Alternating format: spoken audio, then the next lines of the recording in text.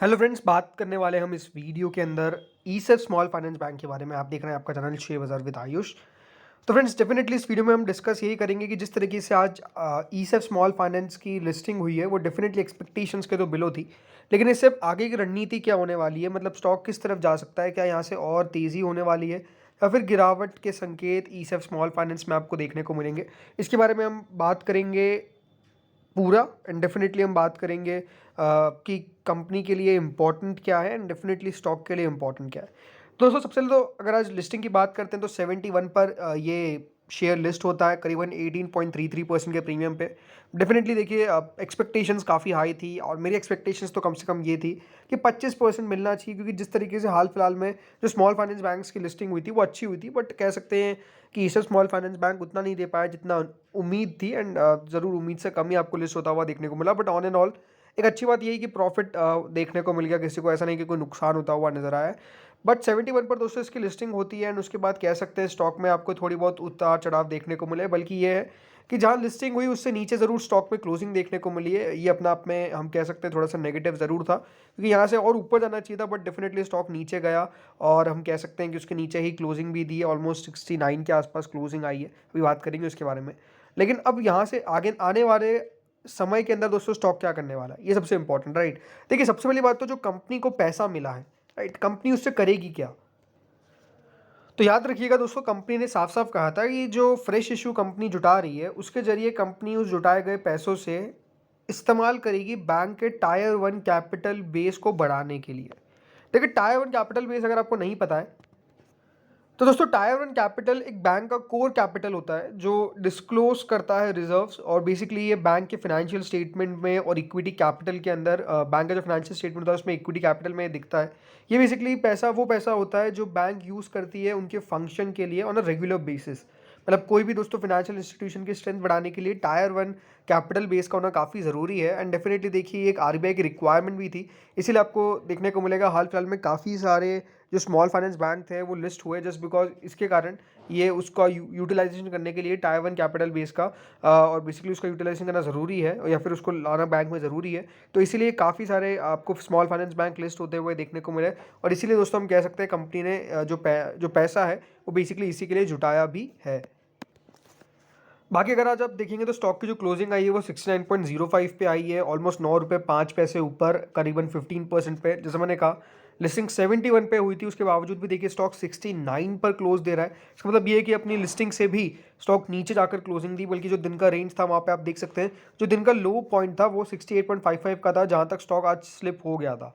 तो इसके अंदर हम कह सकते हैं कि डेफिनेटली आज सेलिंग प्रेशर काफ़ी देखने को मिला है, और ये हो सकता है कि जिनके पास भी अलॉटमेंट आया बेसिकली उन्होंने अपना प्रॉफिट बुक किया, बिकॉज किसी को समझ नहीं आया कि किस तरफ बेसिकली स्टॉक आपको जाता हुआ देखने को मिल रहा है। एंड इसके कारण हम कह सकते हैं कि यहाँ पर सेलिंग आपको देखने को मिली एंड डेफिनेटली लोगों ने प्रॉफिट बुक किया, इसी एक बड़ा रीज़न है। बट ज़रूरी बात क्या थी, देखिए जो हमने कल भी कही थी वो ये था कि दोस्तों QIB का जो सब्सक्रिप्शन आया था वो ऑलमोस्ट 180 टाइम से ज़्यादा निकल कर आया था। अब आज हो सकता है कि दोस्तों कोई बड़े फंड्स ने बेसिकली इसके अंदर बाइंग की जा सकती है, मतलब हो सकता है कि यहाँ पे आपको फंड्स के नाम देखने को मिले जिन्होंने इसके अंदर अपनी स्टेक बढ़ाई हो या फिर स्टेक खरीदी हो सकता है कि अभी जब डेटा निकल कर आएगा, अभी तक तो वो डेटा निकल कर नहीं आया, बट हो सकता है कि ब्लॉक डील में उनका नाम हो। सो आई थिंक ये एक पॉजिटिव पॉइंट हो सकता है, बट डेफिनेटली एक बात आपको ध्यान रखनी पड़ेगी इस कंपनी के लिए। जो खास बात है दोस्तों वो है इसकी वैल्यूएशंस। मतलब अगर इसके आप वैल्यूएशन देखेंगे तो कंपनी 8.94 के प्राइस ट्रेंडिंग पे लेके आई। एंड अगर आप बाकी के स्टॉक्स या फिर बाकी के सेम अगर बैंक्स को देखेंगे जो करंट जो प्राइस ट्रेंडिंग पे ट्रेड कर रहे हैं, इसमें अगर आप सूर्योदय स्मॉल फाइनेंस बैंक को देखेंगे तो 22 के प्राइस टू अर्निंग पे ट्रेड कर रहा है। क्रेडिट एक्सेस ग्रामीण 26 के प्राइस टू अर्निंग पे ट्रेड कर रहा है। चलिए, इसको तो एक एक्सेप्शन है, लेकिन बंधन बैंक 16 के प्राइस टू अर्निंग पे ट्रेड कर रहा है। उज्जीवन स्मॉल फाइनेंस जरूर है जो अभी सिर्फ 9.81 के प्राइस टू अर्निंग पे ट्रेड कर रहा है, लेकिन इक्विटा स्मॉल फाइनेंस बैंक 21 के प्राइस टू अर्निंग पे ट्रेड कर रहा है।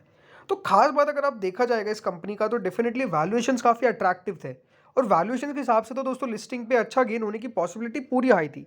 इसीलिए दोस्तों सब्सक्रिप्शन अच्छा निकल कर आया था, इसीलिए पैसा दोस्तों QIBs ने इतना ज़्यादा लगाया था।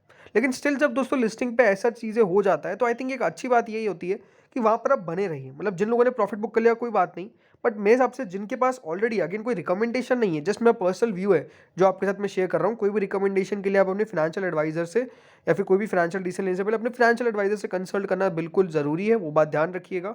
बट इंपॉर्टेंट मेरे हिसाब से जो मुझे लगता है वो यही है कि इसका लॉन्ग टर्म का व्यू अभी मुझे कोई नेगेटिव दिखता नहीं है। देखिए स्मॉल फाइनेंस बैंक काफ़ी ज़्यादा निकल कर आ रहे हैं, डेफिनेटली बढ़िया भी कर रहे हैं, राइट। इसलिए बहुत इंपॉर्टेंट है ये कि इनका फ्यूचर पर्सपेक्टिव क्या है, राइट। इनके लिए इंपॉर्टेंट यही है कि दोस्तों किस तरीके की कंपनी नंबर्स पेश करेगी आने वाले क्वार्टर में। एंड अभी डेफिनेटली Q2 के नंबर्स निकालेगी कंपनी, तो Q2 के नंबर्स में हमको देखने को मिलेगा कि ग्रोथ क्या है। अगर दोस्तों ग्रोथ बढ़िया रहती है तो कोई प्रॉब्लम नहीं है मेजरली, राइट। जरूर, जैसे मैंने आपको पहले बताया था इसके डिटेल वीडियो में कि कंपनी का कंसंट्रेशन ज़्यादातर आपको देखने को मिलता है दो ही जगहों पे, राइट। केरला के अंदर ज़्यादा आपको कंसंट्रेशन कंपनी का देखने को मिल जाता है। बट ऑन एंड ऑल मेरे हिसाब से अगर कंपनी अपने आप को और बढ़ाती है और डेफिनेटली यहाँ से इंक्रीज़ करती है अपनी ब्रांचेस को और ज़्यादा सिटीज़ के अंदर कंपनी लेके आती है, तो आई थिंक एक अच्छा पॉजिटिव पॉइंट क्रिएट होगा और अपने आप को देखिए एक्सपांड करेगी कंपनी। अपना आपको एक्सपांड जिस तरीके से बैंक करेगा तो वो बहुत बढ़िया है। मतलब ऐसे कोई खास प्रॉब्लम नहीं है। आप ज़रूर देखिए लिस्टिंग से थोड़ा सा निराशा हुई है, इसमें कोई डाउट नहीं है, इसमें कोई दोहराए नहीं है। बट मेरे सबसे स्टिल यहाँ पर चांस बनता है कि स्टॉक फिर से ऊपर ज़रूर जाए। बाकी अगर दोस्तों आज आप इसकी वॉल्यूम देखेंगे तो ऑलमोस्ट जो वॉल्यूम देखने को मिली है वो ऐसा नहीं कि कुछ बुरी है। ऑलमोस्ट देखिए 6,89,73,900 शेयर्स की आपको आज वॉल्यूम देखने को मिली। वॉल्यूम भी अपने आप में काफ़ी बढ़िया थी, इसमें कोई डाउट नहीं है। ज़रूर ज़्यादातर साइड पे आपको सेलिंग देखने को मिली। बट लेट्स सी होता क्योंकि 74.80 का दोस्तों स्टॉक ने हाई बनाया है। एंड आई थिंक ये हो सकता है कि 75 की रेंज के अंदर एंटर करने में स्टॉक में थोड़ा सा आपको रेजिस्टेंस फेस करता हुआ नजर आए। एंड डेफिनेटली एक कंसोलिडेशन देखने को मिलना चाहिए क्योंकि आज दोस्तों 70 के बिलो क्लोजिंग आई है। अब देखिए 70 के ऊपर अगर क्लोजिंग आ जाती है तो एक साइकोलॉजिकल तेजी बनने की एक्सपेक्टेशंस होती, बट क्योंकि 70 के बिलो क्लोजिंग आई है, 69.05 पे क्लोजिंग आई है। सो लेट्स सी होता क्या है यहाँ से। अब डेफिनेटली देखिए मार्केट्स खुलेगा 12 तारीख को, यानी मॉडरेट ट्रेडिंग के दिन। तो मॉडरेट ट्रेडिंग के दिन देखना यही होगा कि किस तरफ स्टॉक जाता है। एंड देन डेफिनेटली 13 को तो मार्केट ओपन होगा ही होगा।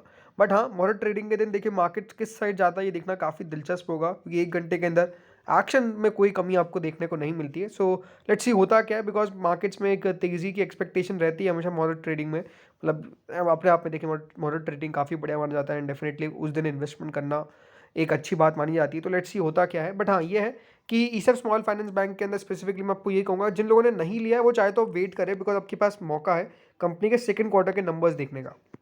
अगर सेकंड क्वार्टर के नंबर्स अच्छे निकल कर आते हैं, आपके पक्ष में आते हैं, ऐसा लगता है कि हाँ बढ़िया नंबर्स है, देन डेफिनेटली फिर आपको पोजीशन बना लेनी चाहिए। अगेन धीरे धीरे खुद बनाइएगा एंड डेफिनेटली कोई रिकमेंडेशन नहीं है। बट हाँ, ये है कि इसके ऊपर ध्यान रखिए, नज़र रखिए, बिकॉज जैसे मैंने कहा स्मॉल फाइनेंस बैंक काफ़ी बढ़िया करते हुए आए हैं एंड डेफिनेटली मुझे लगता है कि बढ़िया करेंगे। एंड डेफिनेटली जिस स्मॉल फाइनेंस बैंक में अच्छी ग्रोथ होगी वो अच्छे रिटर्न्स बिल्कुल कमा के देने वाला है आने वाले 4-5 सालों के अंदर। तो लेट्स सी होता क्या है। इस वीडियो में इतना ही था। Thank you friends for watching this video. अगर आपको अच्छा लगा हो तो बिल्कुल इस वीडियो को लाइक और चैनल को सब्सक्राइब और वीडियो को शेयर करना ना भूलें। Thank you friends for watching this video.